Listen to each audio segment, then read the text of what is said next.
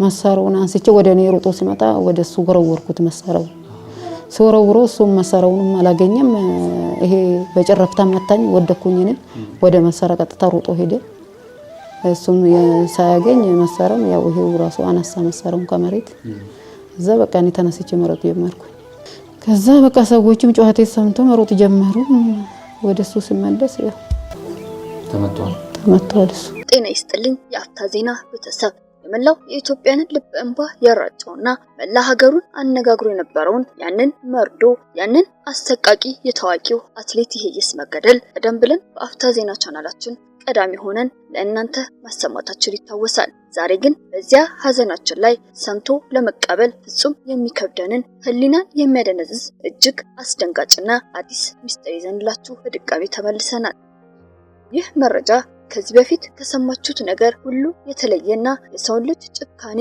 የመጨረሻ ጥግ የሚያሳይ ነው ባለቤቱ ዝነኛ አትሌት ወርቅነሽ ከዚህ አሰቃቂ ግድያ በስተጀርባ በሚስጥር ተደብቆ የኖረውን የሰማውን ሰው ሁሉ የሚያስለቅሰውንና ያንን ዘግናኝ ሚስጥር ዛሬ ፊት ለፊት አውጥታዋለች እባክህ ተው አትግደለኝ እያለ ደሙ እየፈሰሰና እየተማጸነ በአመታት የልብ ጓደኛው በጥይት ተመቶ ስለተገደለበት ያ አስፈሪ አሰቃቂና ሰቅጣጭ የመጨረሻ ሰከንድ እንዲሁም ስለ አሟሟቱ የወጣውን እውነተኛና ልብ ሰባሪ ታሪክ ባለቤቱ በእንባ ጎርፍ እየታጠበች ያጋራችሁን አሁን እያንዳንዱ ዝርዝር ልናስደምጣችሁ አዘጋጅተን ይዘን ቀርበናል ወደ ተዘጋጀው ዝርዝር መረጃ እንሸጋገር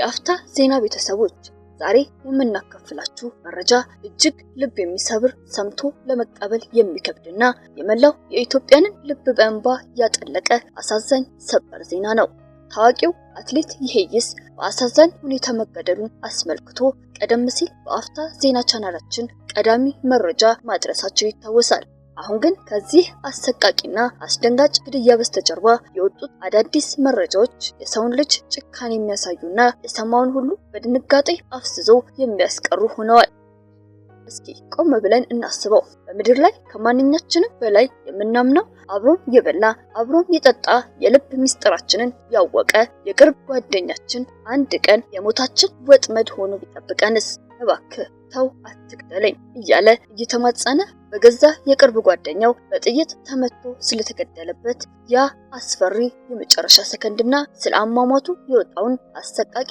ሚስጥር አሁን ዝርዝሩን ይዘንላችሁ ቀርበናል ያልተጠበቀውና አስደንጋጩ ጥቃት የተፈጸመው ማለዳ 1 ሰዓት አካባቢ በሰንዳፋ ጫካማ ስፍራ ውስጥ ነው አትሌት ይሄይስና ባለቤቱ ዝነኛዋ አትሌት ወርቅነሽ የተለመደው የጠዋት ስፖርታዊ ልምምዳቸው እንደወጡ ነበር ይህ አሰቃቂ እልቂት የደረሰባቸው የሚገርመውና የሰው ልጅ ጭካኔ ይበልጥ አስፈሪ የሚያደርገው ገዳዩ ራሱ ማለዳ 10 ሰዓት ላይ ወደ ሟች ቤት ሄዶ በአትሌት ይሄይስ መኪና አብረው ፈገግ እያሉ ወደ ልምምድ ቦታው መጓዛቸው ነው አብሮ በልቶ አብሮ ጠጥቶ እንደወንድም ተማምነው የሄደው አትሌት ይሄይስ የሞት ወጥመድ ውስጥ እየገባ መሆኑን አላወቀም ነበር ጥቃቱ እንዴት በድንገት እንደጀመረ አትሌት ወርቅነሽ ያንን አስፈሪ ደቂቃ ሳስታውሰው እንዲህ ትላለች ድንገት ነው በቃ ከየት እንደመጣ መጣን አላየንም ዱላ ያሰረፈብንም ምንም ድምጽ አልሰማሁም ይህ ጨካኝ ግለሰብ በድንገት በዱላ አሰቃቂ ጥቃት መሰንዘር ሲጀምር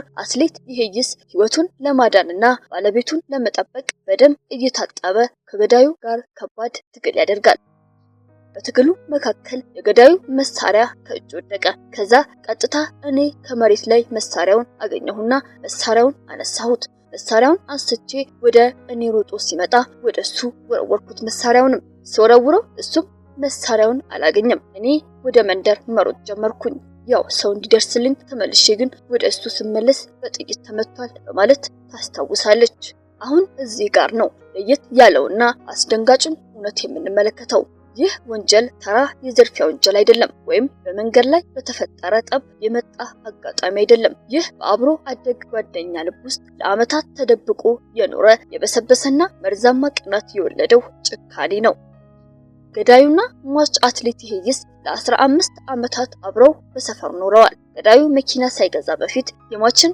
መኪና አብረው እየነዱ እንደ አንድ ቤተሰብ ነበር የሚኖሩት። ነገር ግን አትሌት ይሄይስና ባለቤቱ ወርቅነሽ በዓለም አቀፍ መድረኮች ስኬታማ ሲሆኑ በፈረንሳይ በህንድና በሞሮኮ ኢትዮጵያንን ባንዲራ እያውለበለቡ በሽልማት ላይ ሽልማት ሲያነሱ በዚያ ጨካኝ ጓደኛ ልብ ውስጥ ግን ፍቅር ሳይሆን ምቀኝነት፣ ኩራት ሳይሆን ጥላቻ ያድግ ነበር። እጅግ የሚያስደነግጠው እውነት ገዳዩ ማለዳ 10 ሰዓት ላይ ሄዶ ሟችን ከቤቱ የቀሰቀሰው በወዳጅነት ስሜት ሳይሆን ደሙን ለማፍሰስ ያቀደውን አሰቃቂ ድራማ ለመተግበር መሆኑ ነው። አንድ ሰው እንዴት ባለውለታውን መካሪውንና የልብ ጓደኛውን እባክህ አትግደለኝ እያለ እየተማጸነ አንገቱ ላይ በጥይት ይተኩሳል? ይህ የሰው ልጅ ስነ ልቦና ምን ያህል ወደ አውሬነት ሊቀየር እንደሚችል ትልቅ ማሳያ ነው። ባለቤቱም እንዲህ ትላለች። አትሌት ይሄይስ በሰፈር ውስጥ እጅግ የዋህ ሰውን አክባሪና ታላቅ ራዕይ የነበረው ወጣት ነበር። ባለቤቱ አትሌት ወርቅነሽ በርካታ ዓለም አቀፍ የክብር ሽልማቶችን እንድታገኝ ትልቁን የሞራልና የሥራ እገዛ ያደረገላት የነበረው እሱ ነበር። የሚገርመው በሚቀጥለው ሳምንት በአውሮፓ ልትሳተፍበት የነበረው ትልቅ ውድድርና የነበራቸው ተስፋ ሁሉ በዚህ አሳዛኝ ክስተት ምክንያት በአንድ ጀንበር ፈርሷል። በትዳራቸው ውስጥ ገና ልጅ ሳይወልዱ ነገን እንሰራለን እያሉ ያቀዱት ታላቅ ህልም በአሰቃቂ ሁኔታ ተቀጭቷል። አትሌት ወርቅነሽ ያንን የባሏን ውድ ህልም ስለማስቀጠል እንዲህ ትናገራለች። እኔ እሱ ያለመውንና ሲታገል የነበረውን እኔ መቀጠል ፈልጋለሁ። ያው የሱ ህልም ነበረ። እኔ ትልቅ ቦታ እንድደርስ ነበር ሲደግፈኝ የነበረው። ይህ ሁሉ ያገኘሁት ያው እሱ በሚደግፈኝ በሚያግዘኝ ነበር። አሁን ውድድሩ ትቻለሁ። በዚህ ምክንያት ሆነና ውድድሩ ያው ቀርቷል። በአሁኑ ወቅት አትሌት ወርቅነሽና መላው የስፖርት አፍቃሪ ማህበረሰብ መንግስት የዚህን ታላቅ ወጣት አትሌት ደም በከንቱ እንዳያስቀር እናም ወንጀለኛው ላይ የሚገባውን ጥብቅና አስተማሪ ፍርድ በአስቸኳይ እንዲሰጥ በጥብቅ እየጠየቁ ይገኛሉ። መሳሪያውን አንስቼ ወደ እኔ ሮጦ ሲመጣ ወደ እሱ ወረወርኩት። መሳሪያው ሲወረውሮ እሱም መሳሪያውንም አላገኘም። ይሄ በጭረፍታ መታኝ፣ ወደኩኝ። እኔ ወደ መሳሪያ ቀጥታ ሮጦ ሄደ። እሱም ሳያገኝ መሳሪያውን ያው ይሄው ራሱ አነሳ መሳሪያውን ከመሬት። እዛ በቃ እኔ ተነስቼ መሮጥ ጀመርኩ። ከዛ በቃ ሰዎችም ጩኸቴ ሰምቶ መሮጥ ጀመሩ። ወደሱ ሲመለስ ያው ተመቷል። እሱ በአፉ በዚህ ነው ወጣ። እንደረሱና መንገድ ላይ መቅራቱን ምንም ማረቅ አይቻልም። እንግዲህ ሰፈሩን ለማልማት ከሰው ጋር ቦኮ የመነጋገር በስተቀር ክፋት የለውም። ክፋቱን አላየሁበትም። ደግ ነገር የመናገር በስተቀር ሁላ የለው አየሁት ከሱ ላይ ማለት ነው። ሮብ ዕለት እሱ ሊሞት ምርጫ ሰኞ ዕለት ነበር። ከምርጫ ስመለስ እዚች ጋር ጠርቶ በግሌ የከፋኝ ነገር ነበርና አልማዝ ምንም እንዳይሰማሽ እኔ ያለው መብራት ራሱን ያስገባሉ እዚህ ጋር አንቺ ቆጣሪ ትከፍያለሽ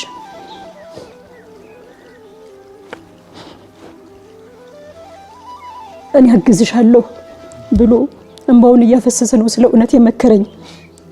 ያን መቼም መርሳት አልችልም። ካሜራ የማይወጣ ነው ካሜራው በላይ እኔ ይስም በዚህ ልክ ለስራ ወጥቶ በስራ ቦታ ይቀራል የሚል በህልሜም በእውኔም ማስቤ አላውቅም። ቻስነን ለምንድን ነው ልጅ ወለዱ በቃ ይበቃቸዋል ሲል አይ ይሄን ዘመን ሰርተን የሚመጣው ዘመን በቃ ይሄን አመት ብቻ ሰርተን የሆነ ነገር እሷም ጠንክራ ትስራ ነው ከዛ በኋላ ነው የምንወልደው የምንፈልገው ነገር አለ እሱን እንትን እንላለን ብዙ ጊዜ ስንገናኝ ለምንድን ነው ልጅ ማታገኝ ወለድ እላለሁ እኔ ብቻውን ስንገናኝ ማለት ነው። በቃ ይበቃል ወለዶት ከዛ መልሳ መሮጥ ትችላለች ገና ሲለው አይ ዘንድሮ ብቻ እንሰራለን የሚመጣ ጊዜ እንወልዳለን ይለኛል። አትሌት ወርቅነሽ አለሙ እባላለሁ። ባለቤቴ ያው አትሌት ነው። አትሌት ይሄይስ ታደለ ይባላል። ያው ጠዋት ለስራ ወጥተን ነው በድንገት ሜዳ ላይ እንግዲህ ሳናው ነው ድንገት የመጣብን። ፕሮግራም አብረን እንጓጓዝ ነበር ያው ጓደኛችን ነው እና አንድ ገበታም አብረን በልተናል እንደ ቤተሰብ ነን እና በኪናችን ይጠቀም ነበር። ጠርተናቸው ሁሉ እንጠራቸው ሁሉ ነበር ጠዋት ውጡ ብለን የኛ ጋር እንዲሄዱ እና እንግዲህ ምንም ይሄን ነው የምናውቀው። እንግዲህ ሌላ ነገር የተፈጠረ ነገሮች አናውቅም። እንግዲህ እና ድንገት ይሄ እንግዲህ ፈጸመብን አላየንም። ድንገት ነው በቃ ከየት እንደመጣም አላየንም። እኛ ድንገት ነው በቃ ዱላ ያሰረፈብን። ምንም ድምጽም አልሰማም። ድንገት ነው ዱላውን ያሰረፈብን። ለመታገልም እሱ ታግሎት ነበር። ያው ድንገት ስለሆነ ምንም ማለት አልቻለም እንጂ አንቺስ ጉዳት ደርሶብሽ? መቶኛል። ሲመታኝ ወደኩኝ።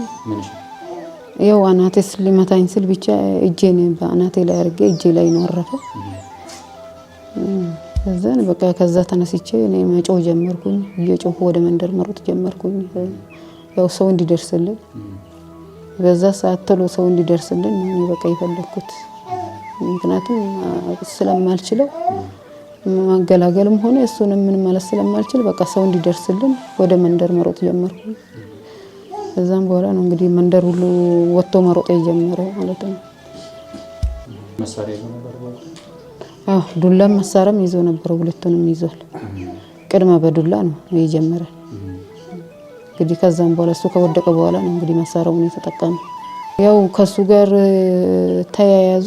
መጀመሪያ እሱ ላይ ነው ዱላውን ያሳረፈው እንደመጣ ቀጥታ። ከዛን ተያያዙ። ሲያያዙ መሳሪያው ከእጁ ወደቀ። ከዛ ቀጥታ እኔ ሮጬ በቃ ምንም ሳጣ ከመሬት ላይ ድንጋይ ሲያጣ ቀጥታ መሳሪያውን አገኘውና መሳሪያውን አነሳሁት። መሳሪያውን አንስቼ ወደ እኔ ሮጦ ሲመጣ ወደ እሱ ወረወርኩት። መሳሪያው ሲወረውረው እሱም መሳሪያውንም አላገኘም። ይሄ በጭረፍታ መታኝ። ወደኩኝ። እኔ ወደ መሳሪያ ቀጥታ ሮጦ ሄደ። እሱም ሳያገኝ መሳሪያው ያው ይሄው ራሱ አነሳ መሳሪያውን ከመሬት። እዛ በቃ እኔ ተነስቼ መሮጥ ጀመርኩ። እሱ ወርቆ ነበር ማለት ነው እሱ ያን ሲመታ? ወርቋል። እና ወዲያው መጮሹ አካባቢ ላይ ሰው አልደረሰም? ወዲያው እሱ መምታት እንደጀመረ ነው መጮህ ጀመርኩት። ግን ምንም አካባቢ ላይ ሰው ራሱ አልነበረም። እረኛው እንኳን የለም። ጠዋትም ስለሆነ ጠዋት 1 ሰዓት አካባቢ ነው ያው ለስራ የምንወጣ። እኛ ከ12 ሰዓት አካባቢ ነው ከቤት የምንወጣው። በግላችን ነበረ በአጋጣሚ ወደ ጫካ ይሄር ነው።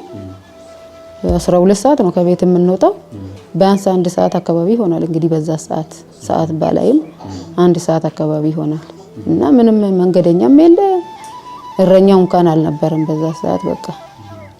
እና ዱላውን ማሰረፍ እንደጀመረ ነው መጮህ የጀመርኩ። ያው ሰው ስላልነበረ ነው እንጂ መጮህ የጀመርኩኝ በቃ እየጮህኩኝ ነው ምስል የነበርኩኝ። ድንጋዩ ምንም ሲፈልግ የነበረ እነሱ እርስ በራሳቸው እዛ ሲተጋገሉ በቃ ጮሃለሁኝ ብቻ።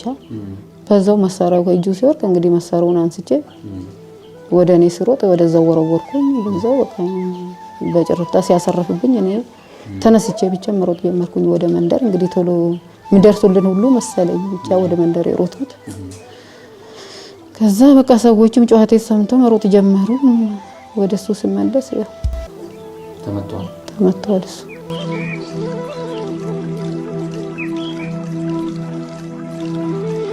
በአፉ በዚህ ነው ወጣ። በአንገቱ በኩል ማለት ነው።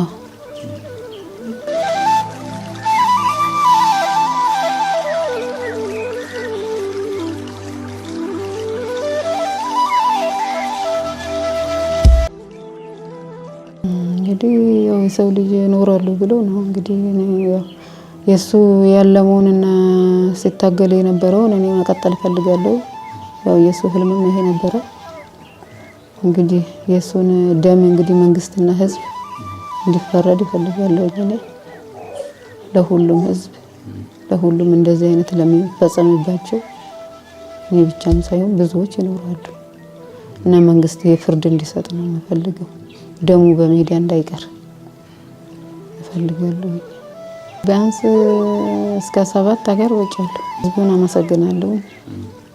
ያው አካባቢዎች የሰንዳፋ ፖሊሶች አካባቢው አይዞሽ ያሉኝ ሁሉ አመሰግናለሁ።